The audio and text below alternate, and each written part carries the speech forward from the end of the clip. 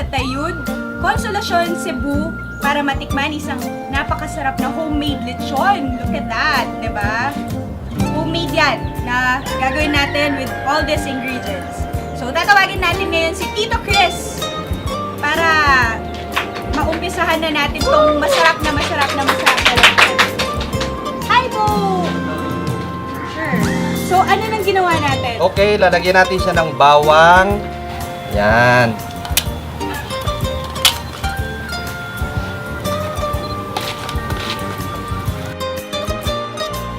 Tapos sibuyas.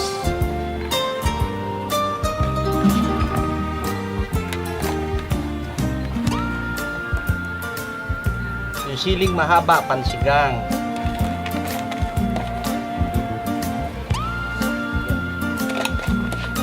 Basically po yung difference niya sa mga lechon na nakikita sa Manila, ganyan, yan po meron siyang laman.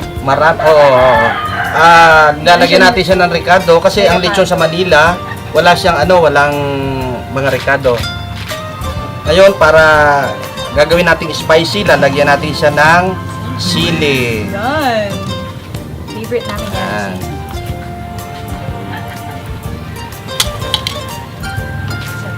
Sa loob.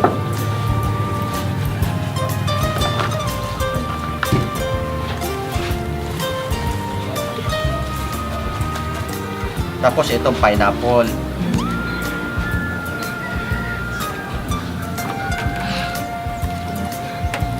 Tapos lalagyan natin ng Asin. asin.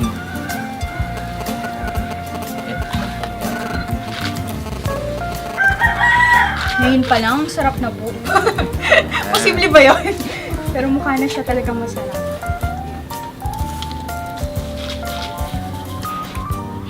So, ano po yung kunwari, sa ordinaryong Cebu lechon, ano po yung masasabi niyong specialty nung sa inyo? So, Siguro yung paglalagay namin ng ricado at saka yung paano niluluto at saka nililinis mabuti namin ng mga ang mga paa ng lechon, ang tenga, ang bunga nga ng lechon niya. linis nga eh. So, para nang noon, Meron din recado siya. ang manok may ricado din sa loob. Oh. The same. Oo, pareho lang.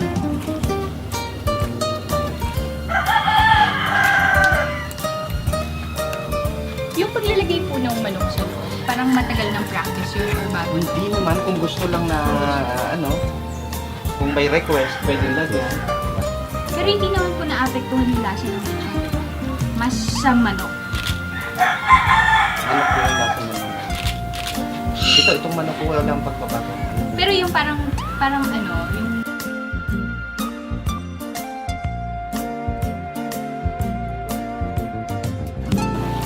parang ganon. Yung sa manok. Parang na-marinate.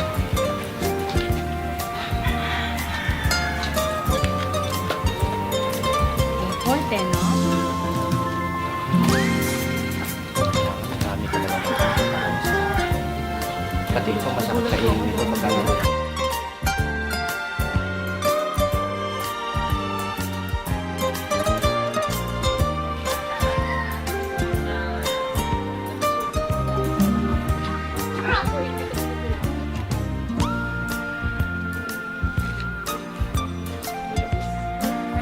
Actually, papaya, huwag na lang umabot dito sa tubo. Dali na lang yung tubo doon sa bahay. Okay sir. Tapos, ano na lang natin, yung doon na lang natin tatanggalin yung tubo. Delete yung tray pa doon para...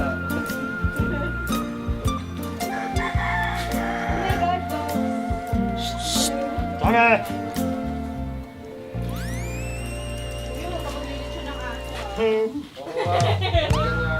Wala. Baboy lang Tinangga ka na lang.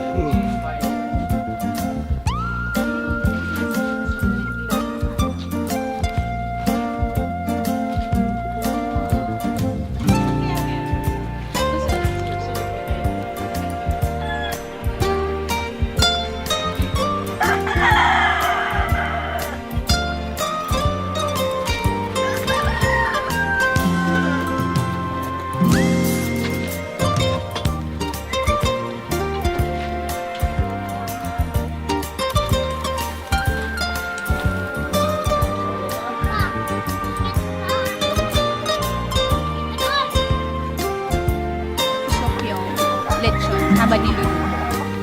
Kasi para lumabas yung init niya, dahil pagka hindi mo siya tinusok, yung hangin sa loob, mabubutas ang ano niya, mabubutas ang balat niya. Pagka nabutas ang balat niya, hindi na siya malutong. So kapag may nakita po kayong umaalsa, tutusukin siya Kailangan agad. tusukin, palabasin ang init o yung Palalabasin. hangin niya doon. Ano po yung pinapahid nila? Wala. Sarili niya mantika yan. Kaya nga parang baboy. Yung ulit na ay. Sarili mong mantika.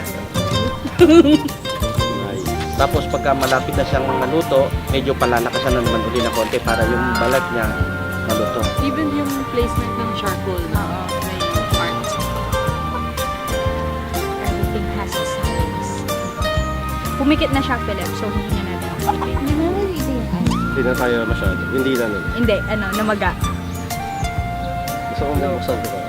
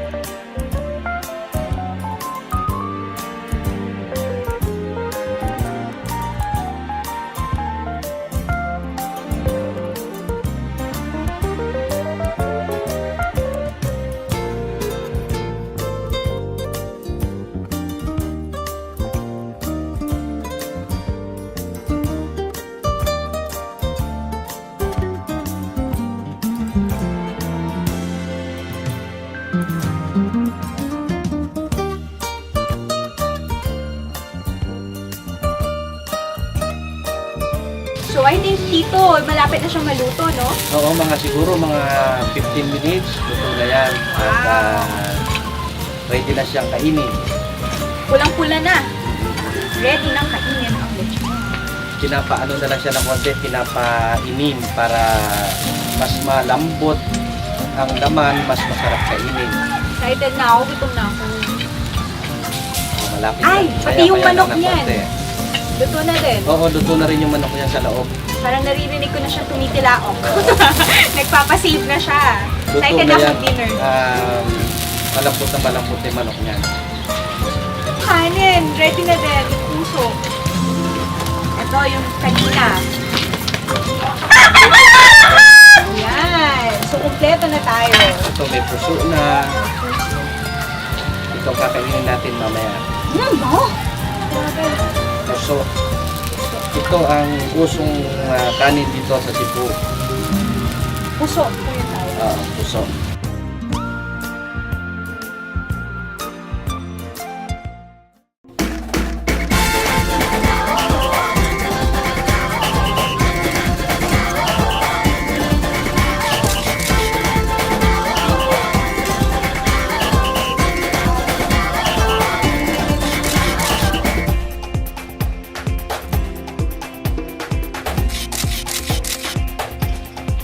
Ang sarap.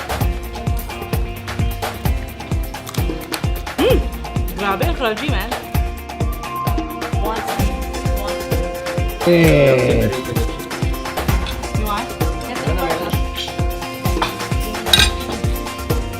How was it? How was it? Well, I'm about to eat it now. And I'm gonna have it with puso. Masarap ito. At nakita namin ito nagbo-boil kanina. And this is it, man.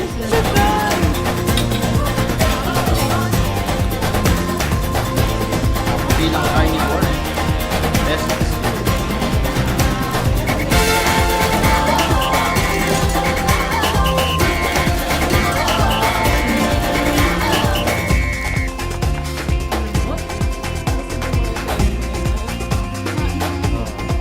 Yan. Philip, po, hindi mo kag-air.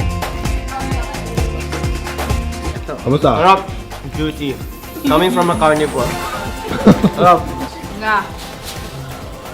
Perfect Basta. dessert. Coming from our After the culinary host. Gorgeous. Never saging yan. Dapat Ayoko. Wala nang masabi. Pagod na, kakanguya. Kakanguya. Masal- Inaantok na. Masal na yung panga. Inaantok sa busog. Ako si Chris Salvador. Sa mga gustong tumikim ng lechon, pumunta lang po kayo dito sa Cebu. Choose Cebu, choose Philippines.